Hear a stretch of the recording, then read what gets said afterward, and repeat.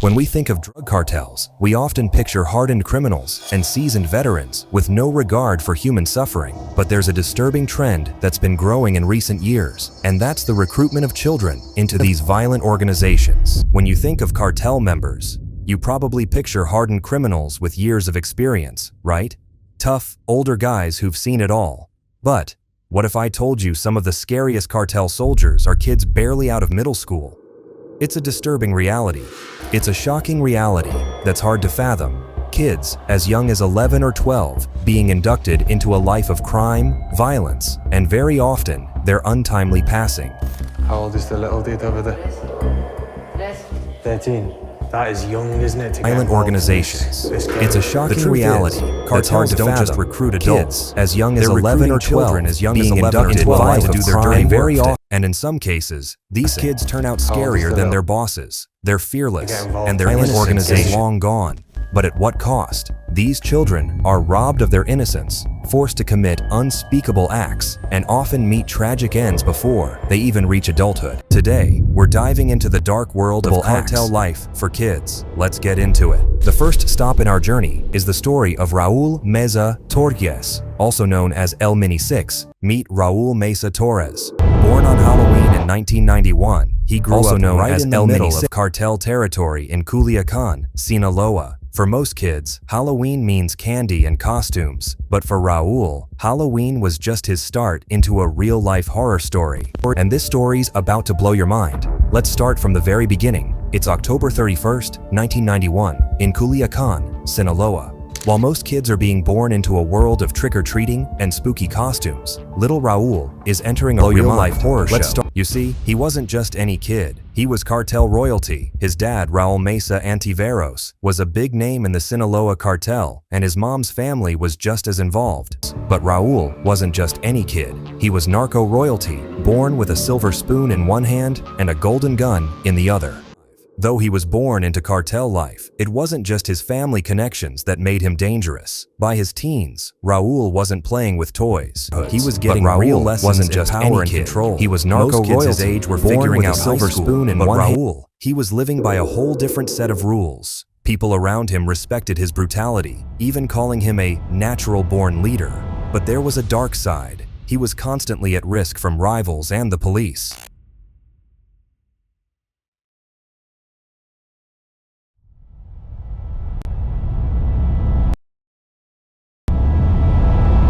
At age 15, he was already known as El Mini 6, a mini version of his dad, who was known as LM6.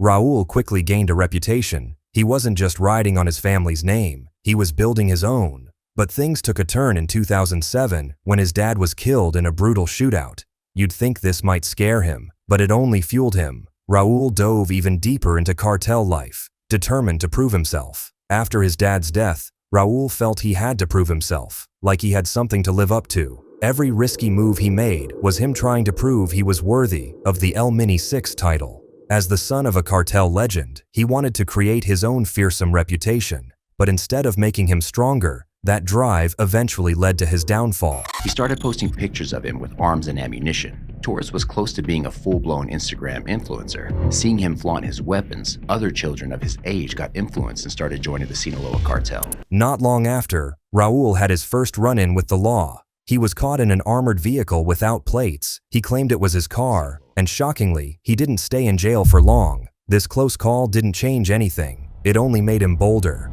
By 2009, he was caught drag racing, but decided to turn it into a shootout with police. That's right, a teenager shooting at cops. Eventually, in 2010, Raul's luck ran out. A routine patrol turned into a deadly shootout, and Raul was killed at just 18. Raul's story is a tragic mix of lost youth, violence, and the high price of being born into the wrong family. Shortly after he was born, Edgar and his siblings were whisked away to Cuernavaca, Mexico, by their paternal grandmother. And this is where things start to go downhill fast. Our next story takes us to California, where Edgar Gonzalez Lugo, also known as El Ponchis, was born in 1994. Sounds like a typical American childhood, right? But Edgar's story took a dark turn when he moved to Cuernavaca, Mexico, with his siblings to live with his grandmother.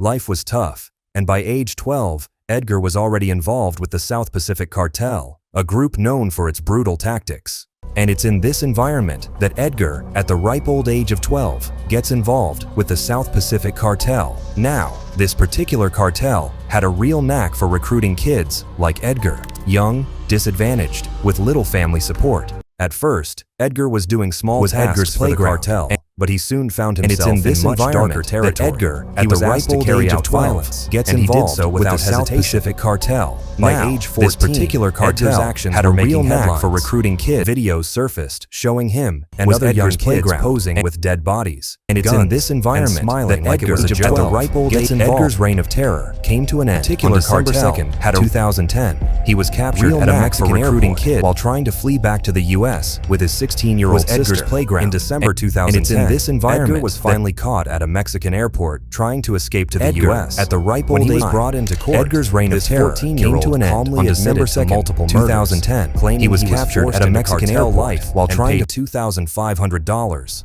was Edgar's amount for someone from a poor background. The court sentenced Edgar's reign of 3 years in a juvenile detention center. December 2nd, the maximum sentence for minors in Mexico. When Edgar was arrested, the world was stunned. He didn't act scared in court. Instead, he was calm, even detached. This kid, just 14 years old, Edgar's reign of beheading multiple people without flinching. December 2nd, story shows how cartels brainwash kids into seeing violence as just part of the job. It's chilling, but for Edgar, it was simply survival. The cartel paid him well, but that money came with a price. December 2nd, losing any hope of a normal life. Edgar's story highlights how cartels lure vulnerable kids into a life of crime with promises of money and protection. But it's a one-way road, and getting out isn't easy. La Flaca was still in her teens and probably hadn't even finished high school when she got recruited by the Gulf Cartel. Now, you might think they'd start her off easy, right? Who says the cartel world is only for men? Enter Jocelyn Alejandra Nino, known as La Fla. Growing up in northeast Mexico, her life was tough. Poverty, danger, and few opportunities. By her teens, she was already a member of the Gulf Cartel, one of the most ruthless cartels around. Jocelyn wasn't just an ordinary recruit, she had ambition. Growing up with almost nothing, she saw the Gulf Cartel as her chance for power and respect. But Jocelyn didn't want to be a low-level member. She wanted to make a name for herself, so she embraced the violent side of the job with shocking ease. She wasn't just doing cartel work, she became one of their most ruthless assassins. It was the worst thing that could happen. This is the photo that started it all. In it, La Flaca can be seen smiling charmingly while holding an assault rifle, as if this is just another regular day for her. Unlike most recruits, Jocelyn wasn't content staying in the background. She wanted action. This is the photo but her fame came with a price. A photo of her holding an assault rifle, smiling as if it was just another day, went viral on social media. That photo caught the attention of a rival gang, Los Metros. That viral photo of Jocelyn holding a rifle sealed her fate. Suddenly, she wasn't just a faceless member of the cartel, she was a target. The rival gang Los Metros saw her as a threat, and she paid the price. In the end, her rise through the ranks was her undoing. In a world where fame brings danger, Jocelyn's story is a brutal reminder that there's no loyalty in cartel life. The way La Flaca died was brutal, even by cartel standards. It's the kind of thing that makes you want to look away, but we owe it to her memory to acknowledge the horrific reality of her end. Her body was dismembered and then stuffed in a beer cooler. It's a pretty sobering reminder of the fate that awaits many young people who get caught up in the cartel life. One minute you're on top of the world, the next, well, you're stuffed in a beer cooler. In 2015, Jocelyn was captured by the rival gang and met a tragic and brutal end. Her story is a sad reminder of the danger and disposability that young people face in the cartel world. Fame in this world can be deadly, and for Jocelyn, her time in the cartel was short-lived and filled with violence. So, why are cartels targeting kids? It's simple. Kids are vulnerable. They're easier to influence, and they're desperate. In many parts of Mexico, poverty is a daily reality. Opportunities are few, and the allure of money is strong. Then, along comes the cartel, flashing cash and promising a better life. To a hungry kid with no prospects, it can seem like a lifeline. ¿Cuáles son sus nombres? Eric y Manuel. ¿De dónde son originarios? Seeing no way out, then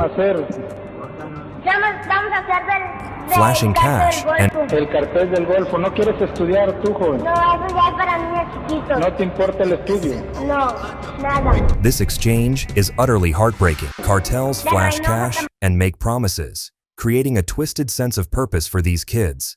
They tell them they'll be part of a family, and for a child without support, it can be tempting. But it's not just money. Change is utterly born into families already involved in cartel life, making it almost inevitable. For others, joining a cartel seems like the only way to survive in a place where crime runs the streets. Once they're in, these kids are quickly put to the test. Some start as lookouts, while others transport drugs or weapons. But the tasks soon become darker. As they prove their loyalty, they're asked to commit violent crimes, kidnapping, torture, even murder. By the time they're in too deep, they've often become desensitized to violence. Taking a life becomes part of the job. These kids see joining a cartel as their best option. School? That's for little kids. In their minds, the real path to success is through the cartels. It's a mindset that's hard to shake once really it takes root. The impact is devastating.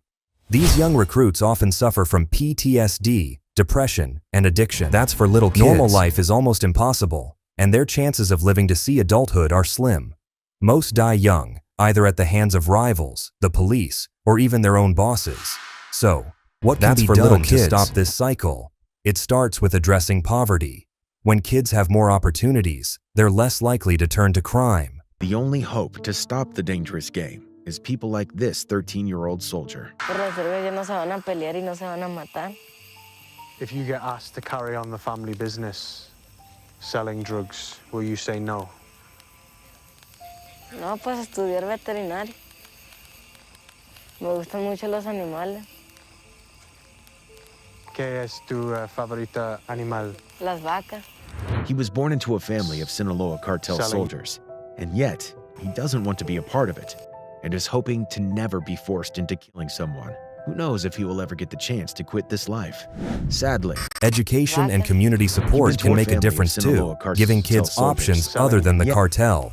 Governments must also crack down on the glamorization of cartel life in the media. The truth is, there's nothing glamorous about this life.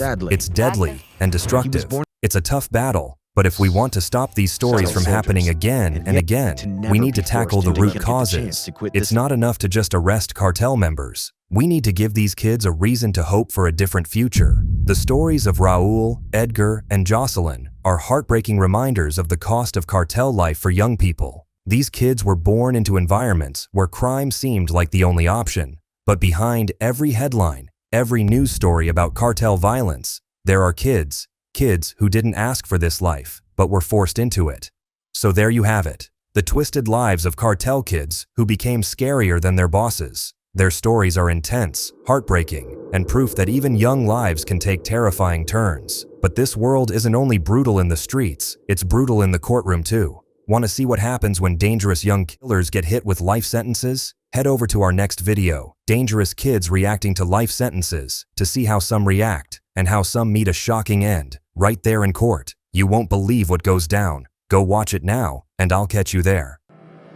La Flaca, like other young female assassins, worked her way through the rank. In most cases, they start working as low-level lookout workers or prostitutes. In some cases, some of these women were born into cartel families or recruited from prisons. On the 5th of January 2015, this picture of La Flaca was leaked, and on getting into public circulation, she had unknowingly signed her death warrant. It was quite surprising how a lady that young could have ranked high in the cartel. The leak, however, was suspected to have been the handiwork of the Los Metros gang, a rival gang to the Los Ciclones, the faction La Flaca belonged to.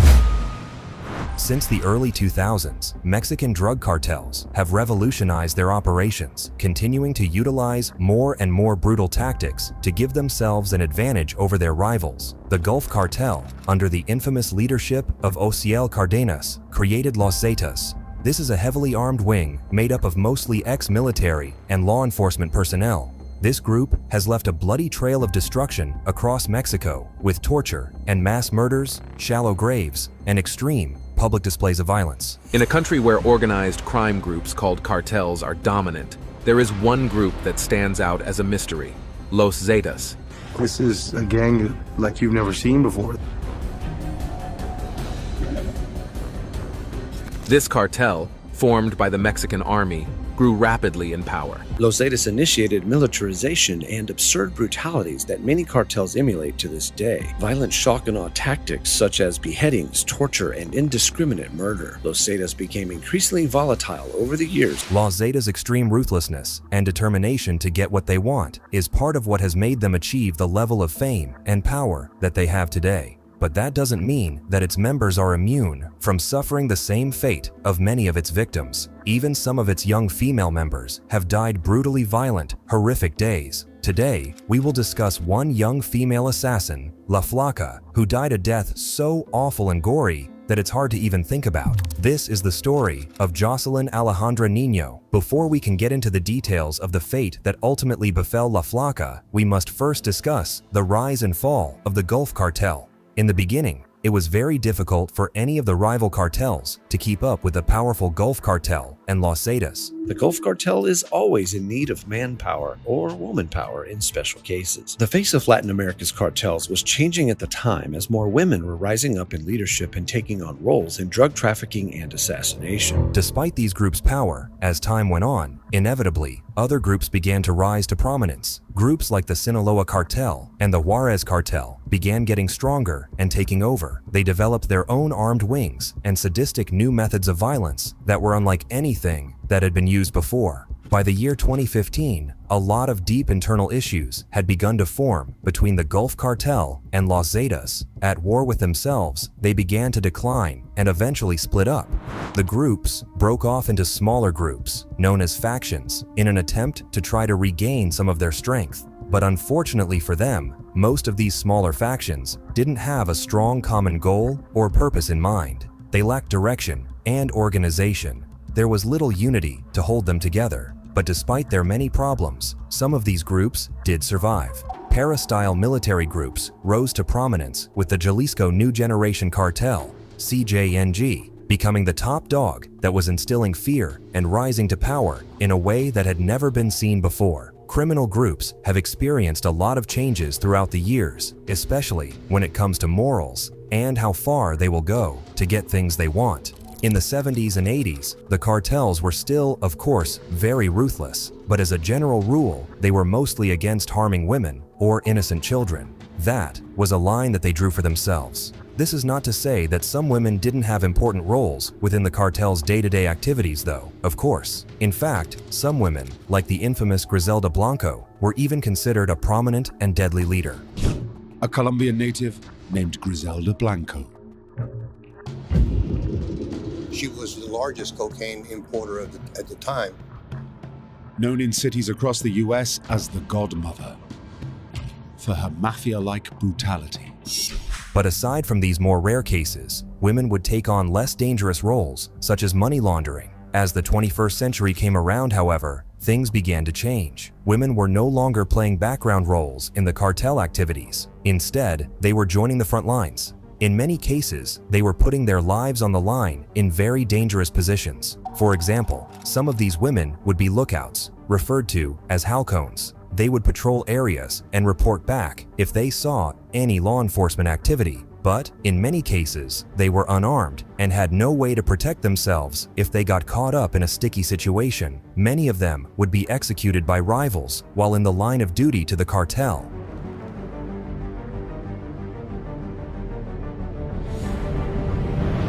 But some women would prove themselves to be more successful in these dangerous roles than others. Those that performed well would have the opportunity to climb the ranks and earn more powerful and prestigious positions, sometimes even getting leadership roles. In many cases, these female assassins were effective because a lot of people, including law enforcement, don't suspect a pretty young woman to be a violent killer working for the cartel. Many of these women weren't afraid to use their physical attributes to accomplish what they needed to get done. One example of this is what is known as setting honey traps. This is when these female assassins would lure targets by promising them physical affection, only to ambush them when they least expect it and execute them. These powerful female assassins are often referred to as sicarias. Some particularly powerful female assassins would even lead groups of other sicarias. A few of these women became quite famous in this ruthless line of work, including a woman named Maria Guadalupe Lopez Esquivel,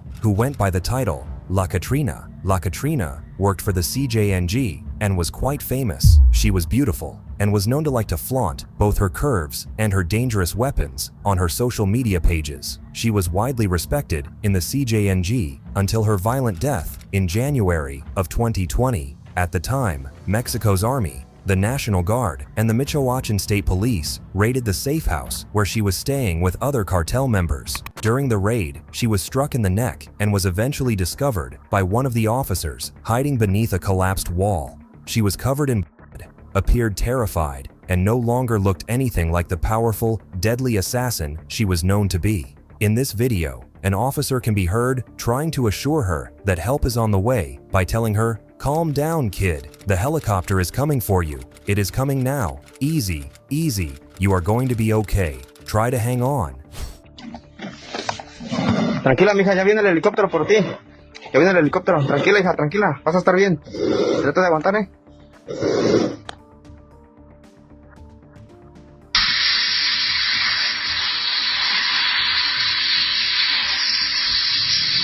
However, La Katrina would succumb to her injuries shortly after the helicopter picked her up and medics were attempting to treat her. Before the raid that would ultimately take her life, La Katrina was responsible for a lot of violence and bloodshed herself. In October of 2019, she led a team of hitmen from the New Generation Cartel on a violent ambush in Michoacan State's Aguililla municipality. The incident claimed the lives of more than a dozen state cops. La Katrina had been a part of the cartel since 2017. She joined after beginning a romantic relationship with another cartel leader, Miguel LM2 Fernandez. LM2 was at the house at the time that the raid occurred and killed his girlfriend. He survived, but was arrested at that time.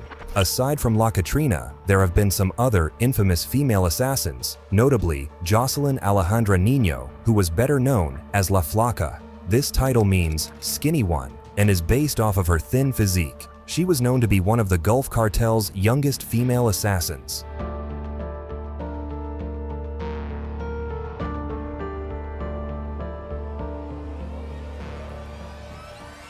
La Flaca's exact birth date is not known, though we know she was born sometime in the 1990s in the city Tamaulipas, which is located in northeastern Mexico. Jocelyn's early life and upbringing was in a relatively poverty-stricken environment. It's not known for sure what pushed her into the underworld of Mexican organized crime, be it family ties to the cartels or just a rocky financial situation. But what we do know is that when Jocelyn was first hired as a member of the cartel, she was believed to still be in her teens. In fact, she probably wasn't even out of high school yet at that time. It is likely that most cartel leaders thought she would be promising as a lookout or by using her youthful beauty to lure targets and set honey traps, while other, older members of the cartel took care of the dirty work of the executions. But despite her young age and the fact that many people within her own cartel may have underestimated her, Jocelyn quickly proved that she wasn't the type of girl who was going to be happy working in the background or staying on the sidelines. She was going to take charge herself. La Flaca first became an internet sensation when a video of her holding a modified M4 assault rifle with an innocent smile on her face hit social media. The post identified the female assassin as a member of the Gulf Cartel branch based in Rio Bravo, a town in Tamaulipas. On the 5th of January 2015, this picture of La Flaca was leaked, and on getting into public circulation, she had unknowingly signed her death warrant.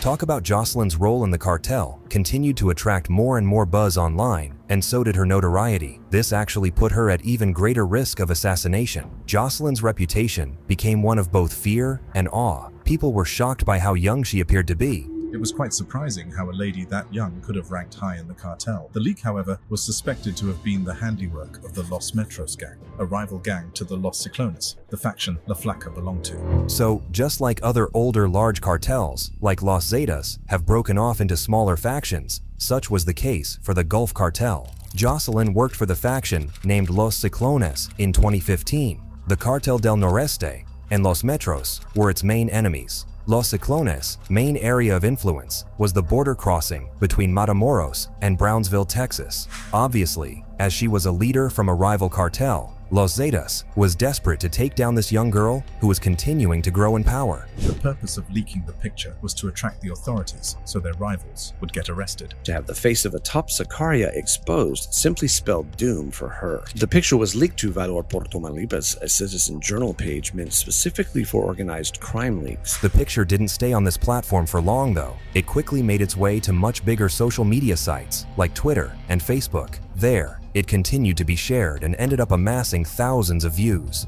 People were fascinated by this petite woman showing off her friendly smile, a pendant on a gold chain worn outside the Kevlar jacket, and her hands looking delicate as she held a modified M4 assault rifle. People on social media carefully analyzed every detail of this photo, including the way that Jocelyn wore her hair to how casually she seemed to appear. Her hair was brushed straight back with sunglasses atop her head. Her arms were bare. A tattoo was clearly visible on her skinny right forearm. Niño, it said. The same 3 words echoed around the minds of all who saw the picture. People became totally obsessed with Jocelyn. And then, of course, there were some serious admirers. Who was she? Was she a big shot in the cartel operations, or nothing more than a gun-wielding pawn? The picture tainted the rose-colored glasses with which the populace looked at the cartel life. It was clear that Jocelyn certainly hadn't come from the same upbringing, or was enjoying the same life of luxury of other kingpins like Pablo Escobar. In fact, her life was discovered to be very simple and humble, even when she was at the height of her power as a cartel leader. She was different from past female cartel leaders in that she didn't seem to want to flaunt her power or control, but rather show things how they really were. Instead, it looked like the average home of a low-income family. As a member of the Los Ciclones gang, La Flaca was at war with the rival faction Los Metros at the time. By leaking her picture, she became an easy target for the police as well as rival gangs. Unfortunately for Jocelyn, the rival cartel's attempt to expose her by posting her photo online was successful. Between April 12 and 13, 2015, Los Metros captured Jocelyn and 2 accomplices. They were later found murdered. On the 13th of April 2015, just a few months after the post went viral, La Flaca was found dead just over the Mexican border in the back of a truck. The way that Jocelyn lost her life was especially gory and horrific. But the way that her body was so callously disposed of was also extremely sad and graphic. According to the authorities, her body was dismembered and stuffed in a beer cooler. 2 other dead bodies were also found next to hers, a male and female who also shared a similar fate with the SCARIER. One of the victims' head was removed. The other female victim, like Jocelyn, was dismembered. The bodies showed signs of torture, likely to extract information, and were identified by distinctive tattoos, including the word Niño, which was Jocelyn's surname, that she had tattooed on her forearm. Investigators believe that La Flaca was executed with a gunshot before the perpetrators proceeded to dismember her body. The rival cartel didn't stop there. They also sent a very pointed message along with Jocelyn's dismembered body. The perpetrators added a written message close to the bodies where they threatened other Los Ciclones. This will happen to all the who support Los Ciclones. Keep sending these. The message read. They also criticized the gang for using females as foot soldiers. There has never been much doubt that the group responsible for Jocelyn's grisly murder was the Los Metros gang, especially because they controlled the area where Jocelyn was basing many of her operations. Moreover, Nino's group was tasked with preventing the dominance of the Los Metros gang in the area. The gang reportedly posted pictures of Nino's dismembered body on Twitter, indirectly sending a warning to other members of her gang. There have been some rumors that Jocelyn may have actually been killed by another female, particularly a woman named La Gladys of the Zetas cartel. This infamous woman had been known to terrorize the communities of northern Mexico. While we might not ever know the full details of how Jocelyn was killed and who specifically was responsible, one answer that we do know is why Jocelyn was targeted. She was targeted because she stood out, and for her incredible success as a young leader. It clearly intimidated her rivals, and instead of beating her, they chose to eliminate her. La Flaca, like other young female assassins, worked her way through the rank. In most cases, they start working as low-level lookout workers or prostitutes. In some cases, some of these women were born into cartel families or recruited from prisons. While Jocelyn's life as a female cartel leader ultimately ended in such tragedy, many who know her say that she wouldn't have had it any other way. Jocelyn believed in the phrase, "Those that live by the rifle, die by the rifle," and that statement is definitely a testament of how this cartel leader's life came to a close. The brutal nature of Jocelyn's death serves as a grim reminder of the violence endemic in cartel conflicts. It is an epidemic that certainly doesn't appear to be going away anytime soon. It will take major action, likely not only from the Mexican government, but from many groups and leaders all over to bring an end to this senseless crime and instill peace for the generations to come. You reap what you sow. The cycle is endless, and she is no more.